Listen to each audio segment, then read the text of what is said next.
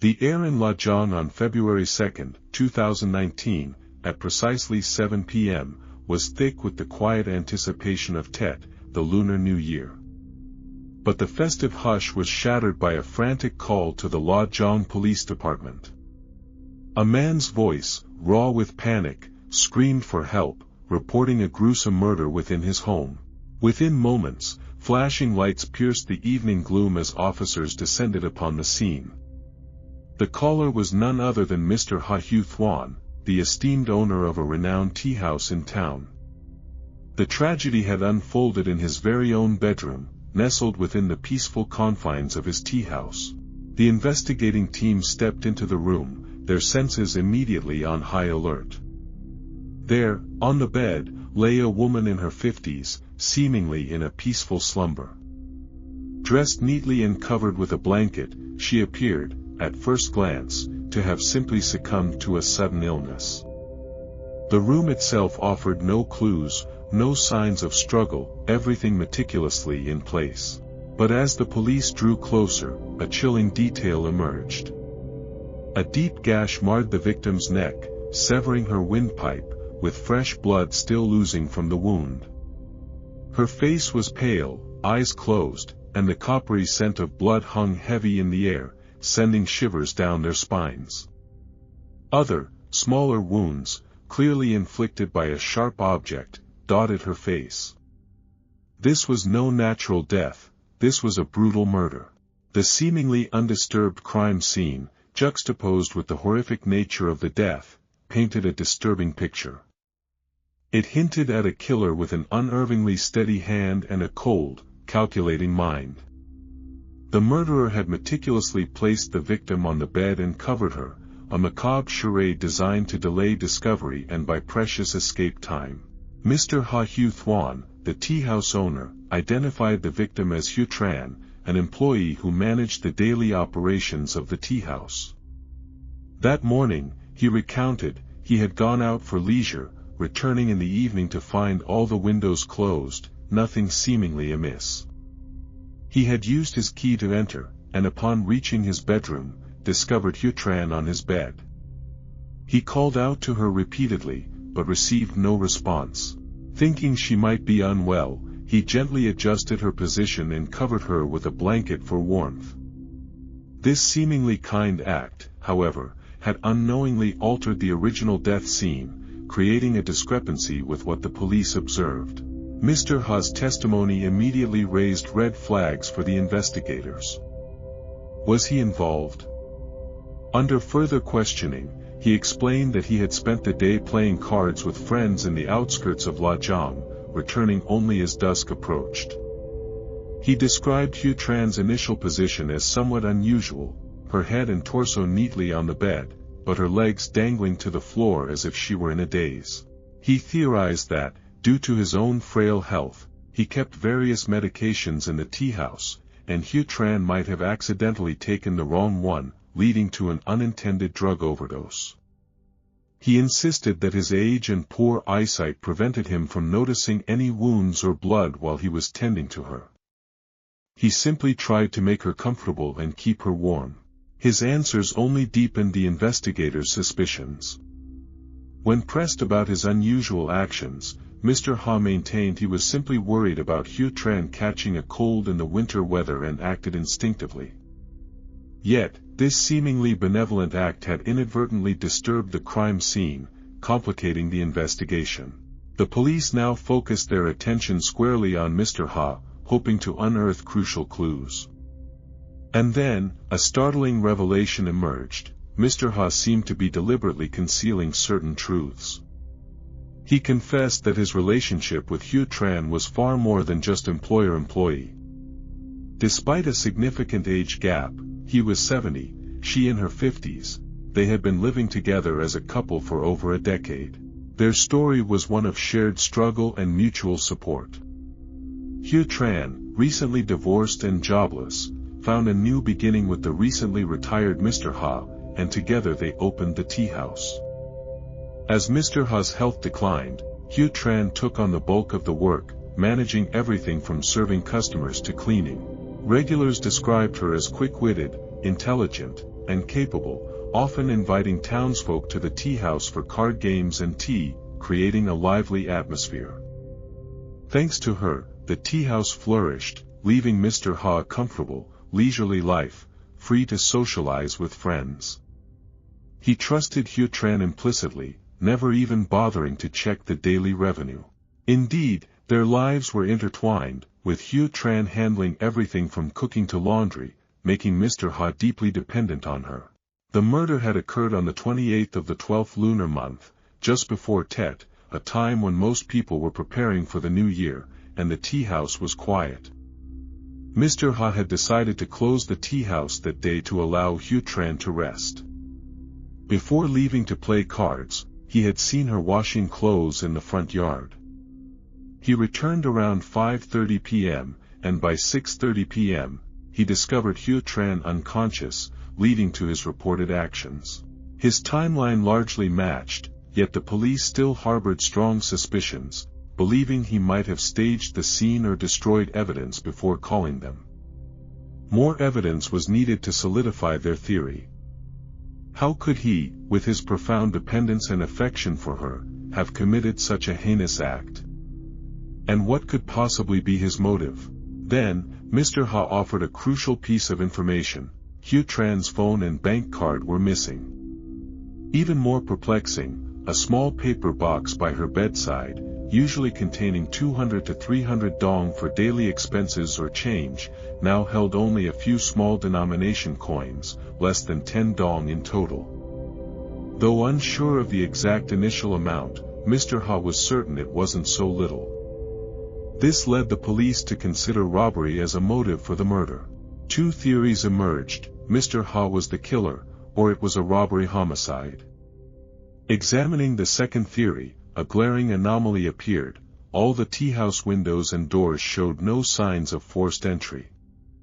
How did the culprit get in? A thief wouldn't simply waltz in through the front door. And it was highly unlikely Hugh Tran would willingly let a thief in. Just as the investigation seemed to hit a dead end, a new clue surfaced from the forensic report. Hugh Tran had not died from the knife wound to her neck, but from asphyxiation, strangled by a rope or similar instrument. The knife wound was inflicted after she was already dead. This was deeply unsettling.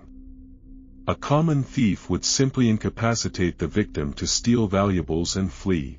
This brutal act suggested a deep-seated conflict between the killer and the victim. Furthermore, the tidy crime scene, devoid of struggle, implied a surprise attack from behind, perhaps by someone Hugh Tran knew well. Only someone intimate with the victim could enter and exit so silently, leaving no trace, and execute such a premeditated act. While some valuables were missing, it wasn't enough to definitively categorize it as a robbery homicide. The motive could stem from a dispute over love or money. It was possible the killer had deliberately taken the items to mislead the investigation. The case was growing increasingly complex. The burning question remained: who was in that bedroom with Hugh Tran at the time of her death? Returning to Mr. Ha Hugh Thuan, he reiterated that he had left the tea house around 8 a.m., heading to the outskirts of Lajong to play cards and drink tea with friends, even having lunch at a nearby restaurant.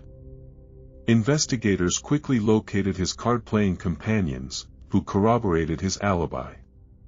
Mr. Ha was temporarily cleared, as he lacked the time to commit the murder.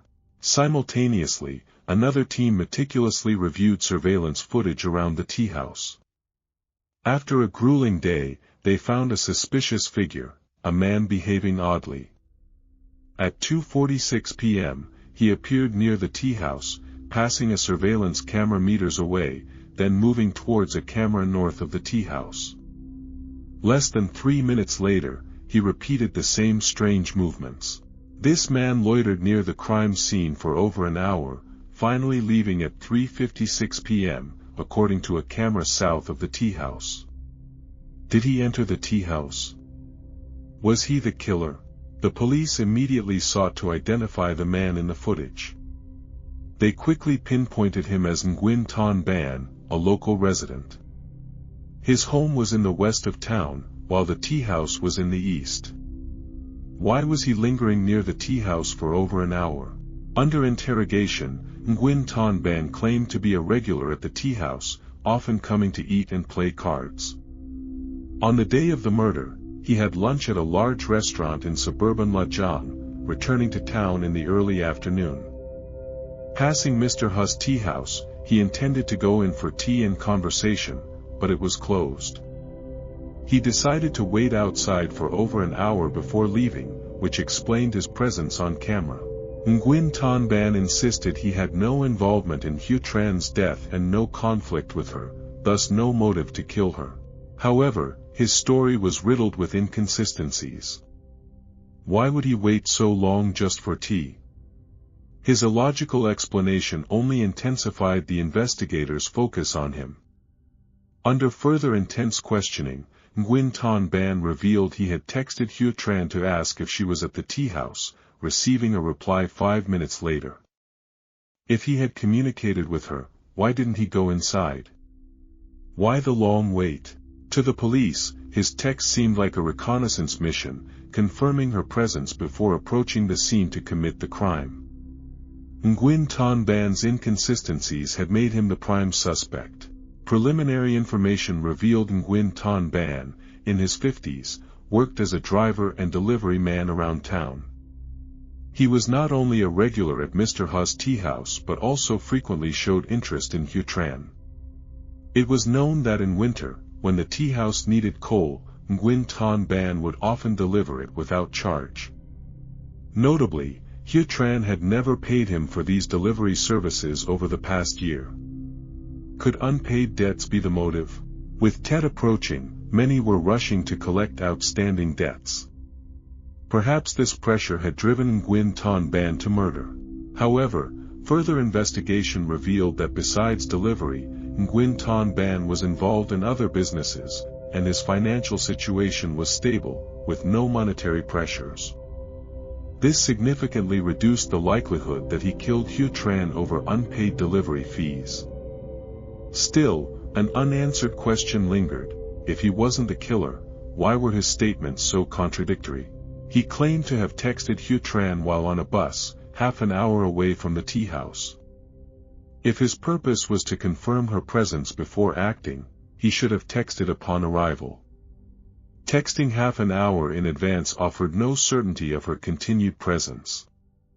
Furthermore, despite their text exchange, he didn't call her when the tea house appeared closed. This behavior only intensified suspicions. Then, a crucial clue emerged at the crime scene: 2 strange footprints near the water tank by the bedroom door. These footprints didn't match the victims, Mr. Ha's, or Nguyen Thanh Ban's.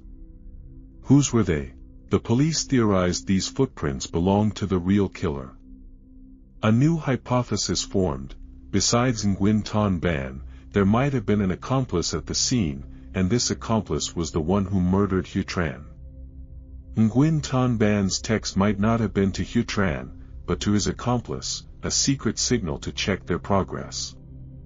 After receiving a reply, Nguyen Thanh Ban would then quickly arrive to coordinate with his accomplice. However, the accuracy of this theory, and the existence of an accomplice, remained unconfirmed, based solely on circumstantial evidence. The fact that the killer took the victim's phone made it impossible for the police to cross-reference suspects' statements, and the scarcity of clues made the investigation incredibly challenging. From Mr. Hu's testimony, the police learned that Hue Tran had bought a new phone only half a month prior. This detail immediately caught the investigation team's attention. Back at the crime scene, they discovered a new phone charger head in the bedroom, but the charging cable was missing. This was a significant detail because, according to the forensic report, the killer might have used a rope-like object to strangle the victim.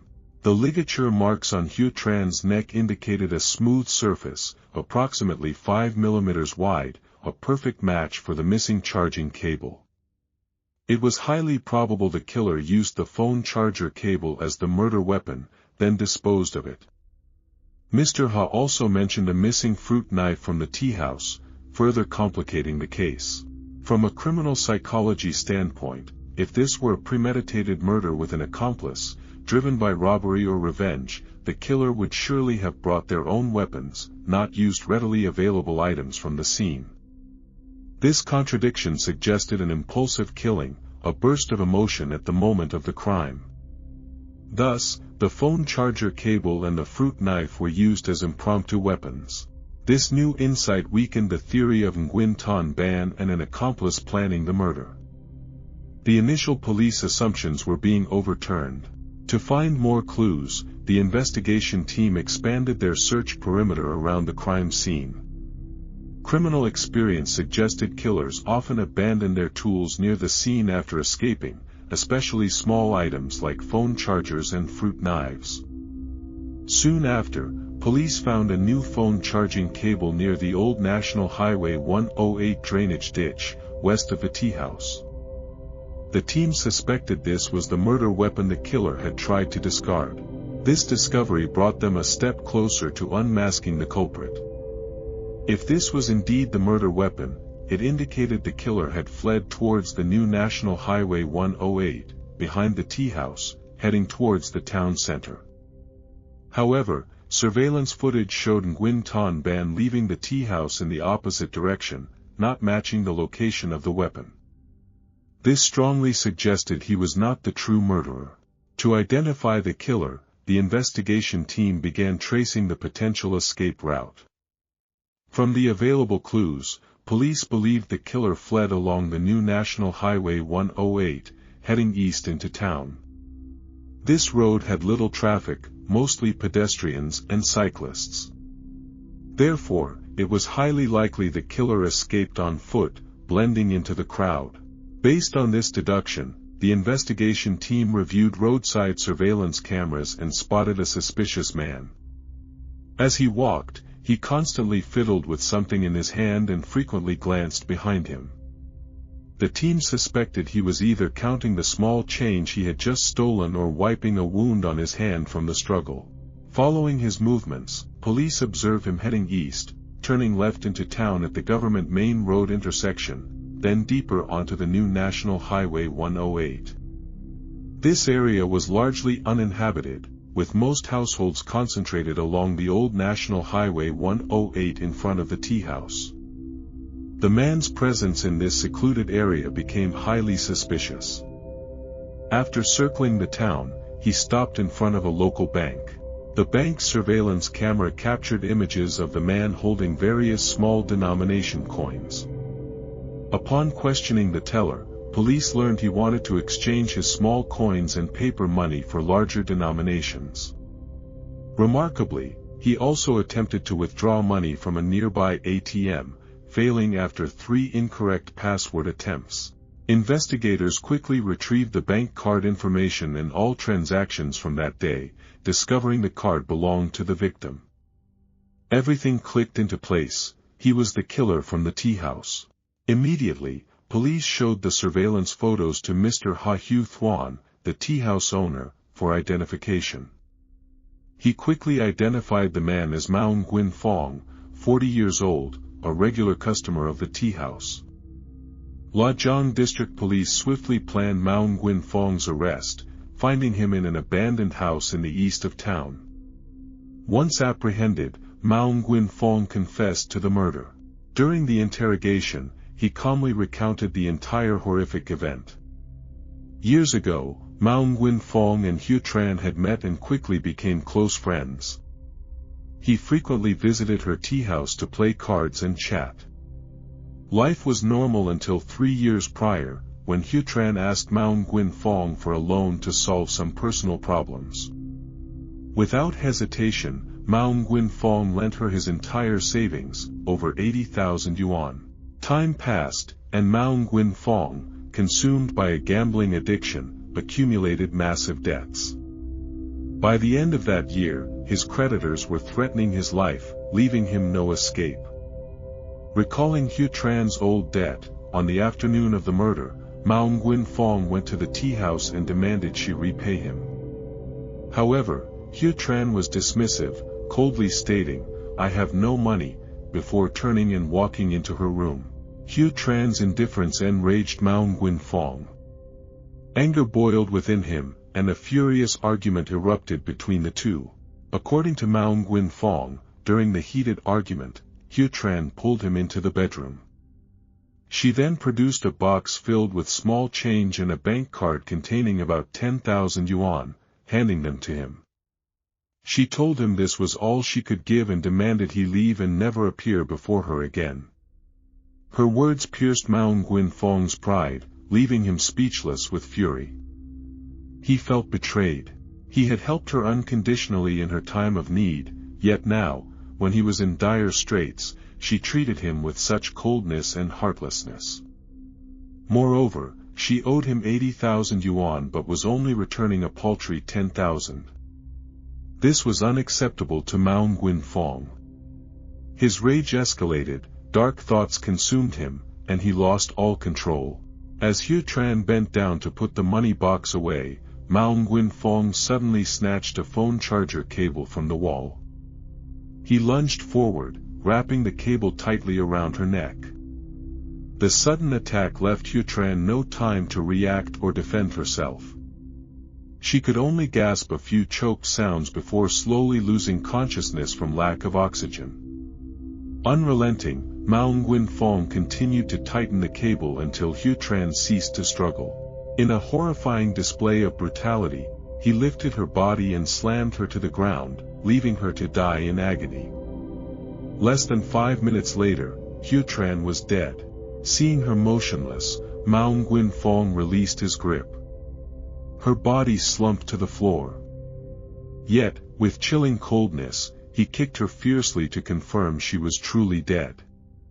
Although he detected no signs of life, a nagging fear lingered. What if she revived and exposed him? It was then that a sinister idea formed in his mind to ensure his crime remained undiscovered. He quickly retrieved a fruit knife from the kitchen and re-entered the bedroom. The sharp blade slowly sliced through Hugh Tran's throat, a cold, calculated act to ensure she would never live again. To guarantee no one would incriminate him, Mao Nguyen-Phong dragged the victim onto the bed before hastily fleeing the scene. As he escaped, he took Hugh Tran's possessions, the murder weapon, her phone, money, and bank card. He meticulously wiped away all traces at the scene, leaving no unusual signs. Through the investigation, police determined that Mao Nguyen-Phong entered the tea house at the exact moment Hugh Tran had replied to Nguyen Thanh Ban's text message. To avoid detection after the murder, Mao Nguyen-Phong executed a clever escape plan. He fled in the opposite direction, turning onto the new National Highway 108, successfully leaving the scene undetected. A short while later, Nguyen Thanh Ban arrived at Mr. Hu's tea house. Still reeling from his boozy lunch, he wandered around the tea house for over an hour before going home, completely unaware of the bloody tragedy that had just unfolded inside. Mao Nguyen-Phong believed his plan was perfect, but the relentless efforts and unwavering determination of the police force ensured he faced justice for his inhumane actions. Just 3 months after the crime came to light, the Sichuan Provincial People's Court brought Mao Nguyen-Phong to trial. Given the audacity and savagery of his murder, the court handed down the maximum penalty, death, rejecting all pleas for leniency. Mao Nguyen-Phong's remorse was now meaningless, his heartless actions having cost him his own life. In this tragic tale, the most heartbroken was undoubtedly Mr. Ha, Hugh Tran's confidant and partner. How would he live out the rest of his days, having lost the beloved companion he cherished so deeply? In the small tea house, only the lonely figure of an old man, now over 70, remained, sitting alone, while the painful memories of days gone by constantly gnawed at his heart. The case was finally solved. However, from a personal perspective, a flicker of doubt lingered regarding Mao Nguyen-Phong's confession. A gambler perpetually mired in debt, could he truly have lent 80,000 yuan to the victim? This seemed hard to believe. Yet, with Hugh Tran gone, there was no way to verify the source of that money. The only solace was that the perpetrator had paid a heavy price for his crime. This story, truly, was a tragedy fueled by gambling. It is highly probable that Mao Nguyen Phong was pushed to the brink by his creditors, forced to resort to murder and robbery. Thus, the tea house, with only the frail Mr. Ha and Hu Tran, a woman, became his target. Through this, I hope everyone remains vigilant against those with gambling habits. They are a group often involved in theft, violence, and other crimes.